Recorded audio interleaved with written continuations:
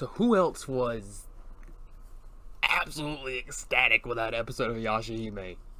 I know I was. That was the, like, ever since the first episode came out, that's the episode. That is the content that we, at least in my opinion, have been waiting for. Loads of Inuyasha and Sesshomaru action, getting to see what finally happened to everybody, getting to see how all the pieces started connected together, answering questions, and then raising some more freaking questions, which is driving me up the freaking wall.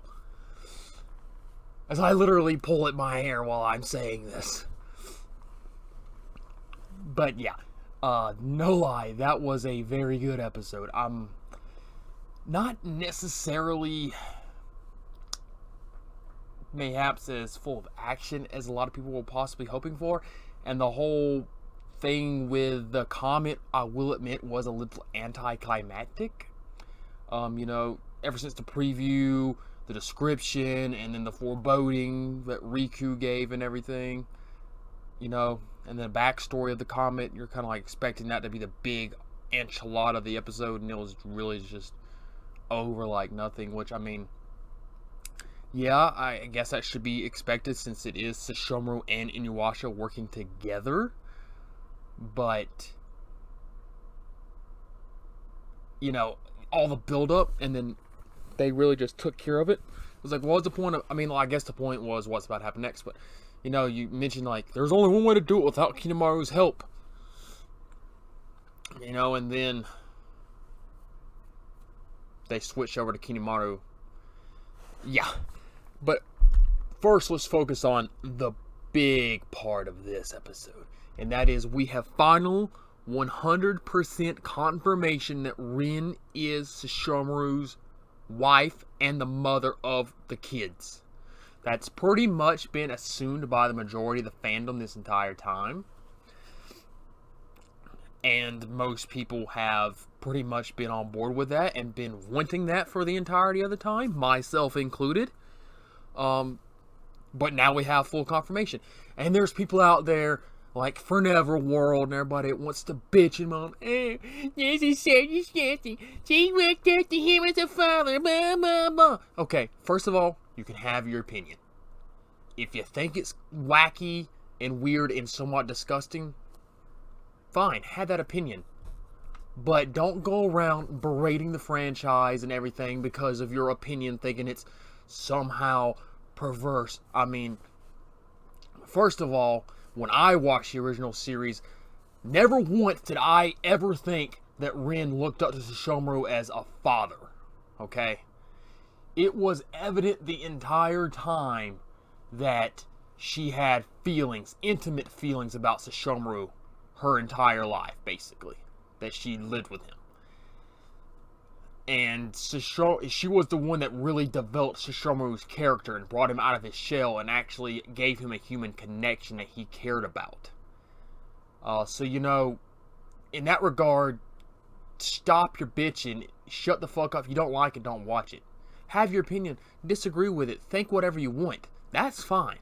But don't come up here berating everything, thinking you know everything about the damn characters when clearly you don't, if that's the argument you're going with. Had to get that rant out of the way because that really pisses me off.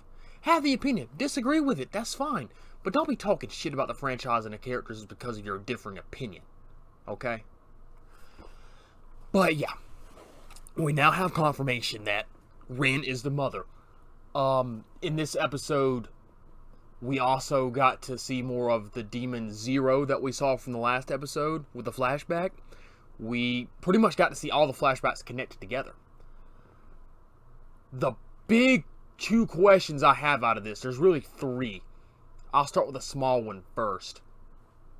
I shouldn't say where, but like, what significance are these rainbow pearls going to play? Because from what we were told in this episode, they are the tears of Inuyasha's mother. I say that because I forget her name. If I'm mistaken on that, do correct me. But that is what we are told. That they are her tears. After the great dog demon died, that her tears were turned into these pearls. And we get to see the black rainbow pearl, which is a new pearl that we haven't seen yet. So now we apparently know where they came from. What significance are they going to play to the overall plot? Because we know they all have powers and boost up that of the demons and stuff. But still don't really know their main role other than that and why Riku wants them so badly. Speaking of Riku, the entire episode is narrated to him, to the audience, literally to the audience, as you see at the end of the episode, of him just speaking about what he knows happened. And we see him all the way 18 years before these events, right after the battle with Roothead, talking to this dude in this big old clamshell, and he gives, well, first of all, well, I should say, he gives the Rouge that Mordecai uses to this demon, and he used it to help make the Black Pearl. So so I'm assuming that the other pearls came from Inuyasha's mother, but the Black Pearl was the only one made differently. I could be off on that, but that's the way that came off to me. I mean, other than that, I don't know what to say about that, really. Other than the fact that the Black Pearl is probably the strongest of them after seeing it in action. But Riku gives it to him, and he says, "What was you planning?" He's like, "I was gonna give it to Inuyasha." He's like, "Oh, that's chill." Then this said demon does go and gives the Rouge and the pearl to Inuyasha, and he gives him the story about how it was made by his mother's tears. Then Inuyasha just puts it in his right eye, and then then Kagome's like, "Well, then if you're gonna be that way, you're not getting the Rouge because it's a keepsake too."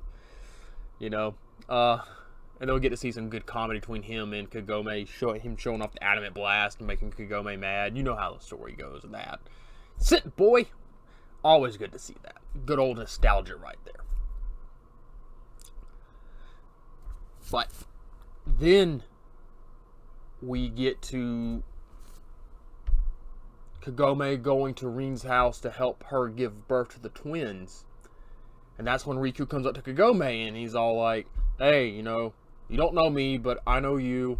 Totally not suspicious whatsoever. But there's this comet coming 500 years ago. Kinemaru and Inuyasha's father destroyed it, and now it's up to the two of them to destroy it." Which really brings me into the big question of everything. Who the hell is Riku? Every time we see this guy, he keeps dropping what the fuck moments. The dude's overpowered as hell, from what we've seen so far. He's trying to collect the Rainbow Pearls for some nefarious reason. Oh, I'm assuming it's nefarious. I don't trust him at all. He's trying to get Kinemaru killed. Still don't know why. And then he shows up, somehow has the Rouge from Inuyasha's mother, which we don't know how he got that. You know, and then he, later in the episode, after speaking to Kagome and knowing about the history of this comet and the other history of the realm, he also shows up at the end after the confrontation between Sesshomaru, Kinemaru, and Inuyasha, and he's just like, "I'm glad the Rainbow Pearl and the Rouge were of help." Like, who is this guy? You know? And to break into what Zero said to Kinemaru on the ship after he was awakened about the Shikon Jewel making a prophecy that,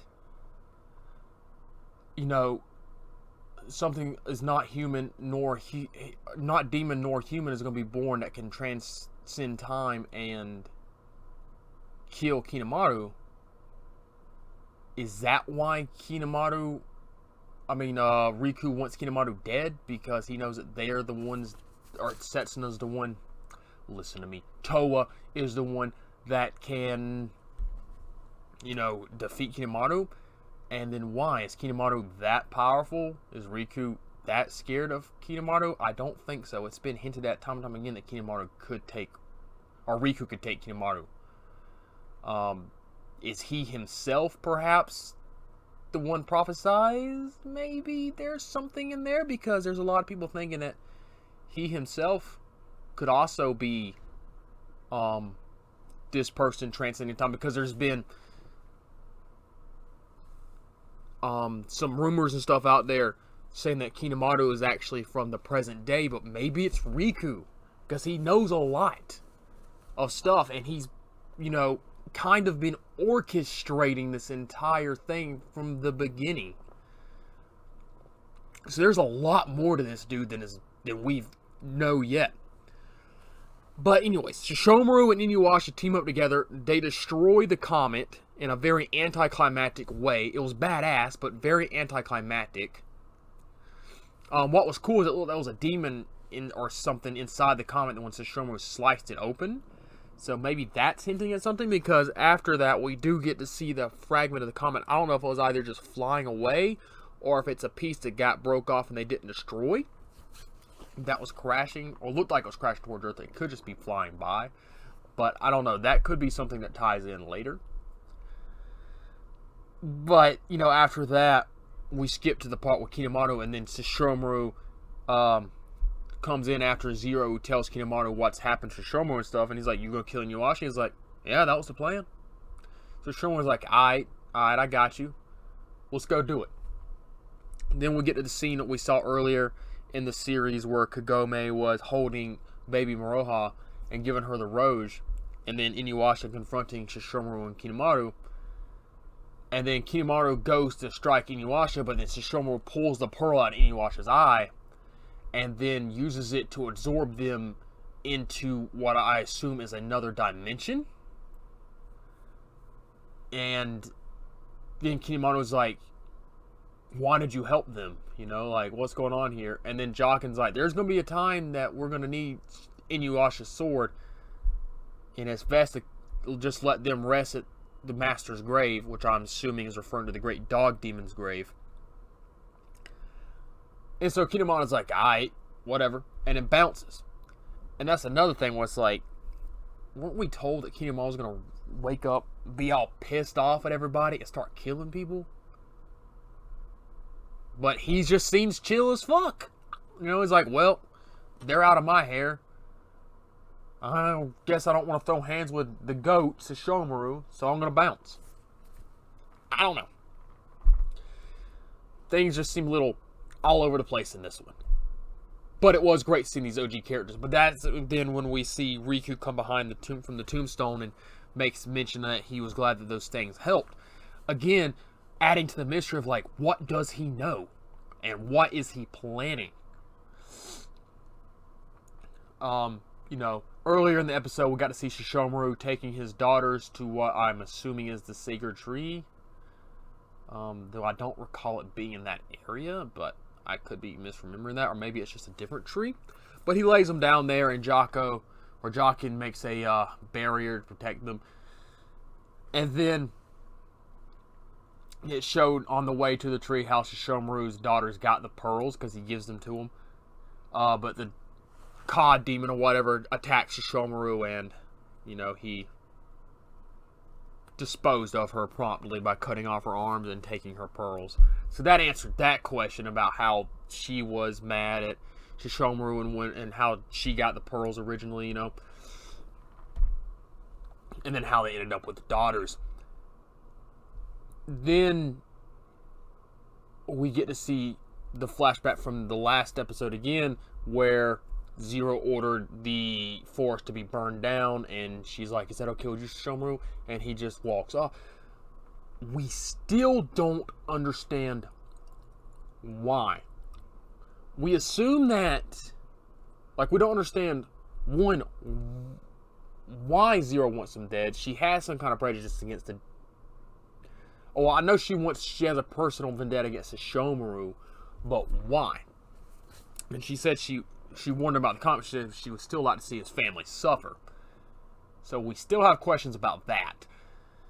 And we don't know why Sesshomaru just walked off being okay with it. Is he just trying to, like, stay in the good graces of Kinemaru and not raising suspicion about wanting to protect his daughters? Somehow play into that? That's another question that was just kind of left out there. And then the biggest question of all, in my opinion, is who in the hell is Zero? Because earlier in the episode, when she talks about how Kinemaru would kill Sesshomaru's kids,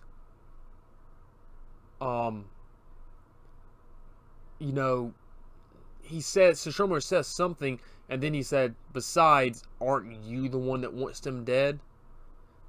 So why does she, and she's also the one that orders their so-called execution, because we didn't really see Kinemaru go after them. He didn't really seem to give a fuck after Sesshomaru took care of Inuyasha and Kagome. He didn't even bother going after Moroha. It's really interesting. I assume that Kinemaru probably told her to destroy them because of the prophecy, maybe. Either that or for some reason she wants them dead. But the most interesting thing is that the pearls are later referred to as Zero's tears, if I'm not mistaken. Now, does that mean that Zero is actually Inuyasha's mother? And I have to take back what I said earlier. That is actually the biggest question to take away from this episode. Like, WTF in bold letters. What the hell's going on? Was I just like, did I get lost somewhere? Am I missing some kind of keen piece of information here? Or is she actually Inuyasha's mother who's somehow apparently been turned into this demon? So yeah. A lot of questions to be asked. And we see how Setsuna and them were separated. Or, put in that situation and separated from their mother. But, Jockin mentioned that he was going to bring Rin there. But we never see him do it, and it doesn't answer the question of how Sesshomaru and Rin wound up inside the sacred tree. So there's still so many questions. There's just no way this is not getting a season 2 at this point. Unless, in my opinion, this has to get a season 2, or they're just going to rush to hell of the story 1. But yeah, I'm going to stop rambling on now because this has turned to a long video. But yeah, lots of questions in this one, and still too few answers in my opinion, but that's how you keep the mystery going. So what did you think about the episode? Are you glad that Rin is the mother of Sesshomaru's children, or do you have some kind of beef with it?